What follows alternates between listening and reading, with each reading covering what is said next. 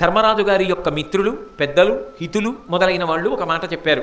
రాజసూయాగాన్ని నిర్వహించవయా, శక్తి కలిగినటువంటి సోదరులు ఉన్నారు, నువ్వు తప్ప ఎవరు చెయ్యగలరు, కాబట్టి రాజసూయాగాన్ని చేయమన్నారు.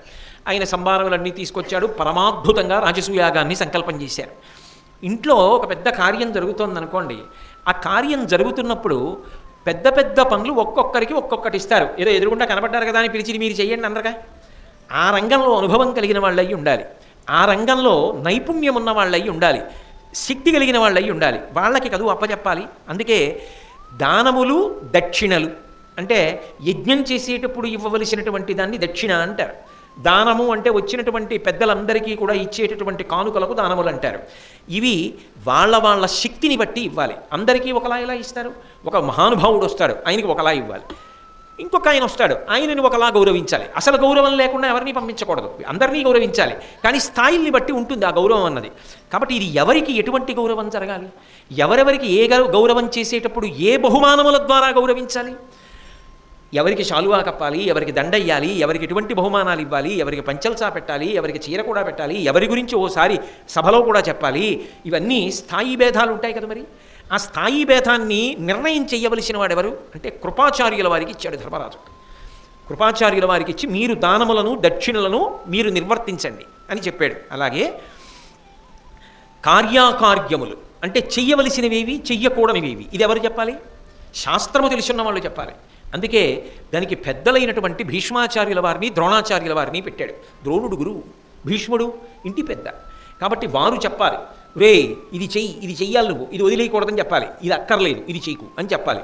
ఇది చెయ్యని చెప్పినా, ఇది చెయ్యకని చెప్పినా మౌఢ్యంతో చెప్పకూడదు, శాస్త్రాన్ని ఆధారం చేసి చెప్పగలిగిన వాళ్ళయి ఉండాలి. అలా ఆచరించినటువంటి దక్షత కలిగిన వాళ్ళయి ఉండాలి. అందుకే పెద్దలైనటువంటి భీష్మాచార్యుల వారికి, ద్రోణాచార్యుల వారికి ఆ కర్తవ్యాన్ని అప్పచెప్పాడు. విదురుడికి డబ్బు పెట్టి అంతా చేతికి ఇచ్చాడు. ఇచ్చి ఎక్కడెక్కడ ఏ కార్యము ఎలా అమలు కావాలి, ఇప్పుడు మనసులో ఊహలు ఉండడం వేరు, కార్యం ఆ సమయానికి అలా అమలవడం వేరు. ఎందుకని అంటే మీరు ఎన్ని ఏర్పాట్లు చేసుకోండి, మీరు ఎంత అందంగా దాన్ని ఆచరిస్తారు అన్నదాన్ని బట్టే అసలు సభా సౌందర్యం అంతా ఉంటుంది. తీరా అతిథిని తీసుకొచ్చేసిన తర్వాత 100 మంది ఎక్కేసి ఆయన్ని కప్పేసి దండలతోటి అద్దం పర్థం లేకుండా గంగిరెద్దుని కప్పేసినట్టు కప్పేసి నానా అల్లరి చేసేసి ఆ దండల దారాలకి ఆయన మెడంతా కూడా తెగిపోయినట్టు అయిపోయి నెత్తురు పైకి వచ్చేసి నానా అల్లరైపోయింది అనుకోండి, ఇంకెప్పుడు జన్మలో రాకూడదురా ఇక్కడికి సన్మానానికి అనుకుంటాడు. అది చేసేటప్పుడు ఒక అందం. ఆయన వెళ్ళిపోయిన తర్వాత అయ్యో ఆయన కని పక్కన పెట్టాను మర్చిపోయాను అనకూడదు.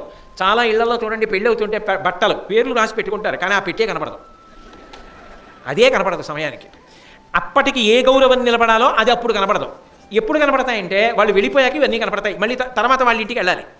వెళ్ళిపోయిగా ఓ మాట ఏమనుకోకండి అప్పుడు కనపడలేదు ఎందుకు అనుకుంటారు. ఒకవేళ అనుకోవలసి వస్తే ఏమనుకుంటారు, నీకు నిర్వహణ సామర్థ్యం లేదనుకోవాలంతే కదా.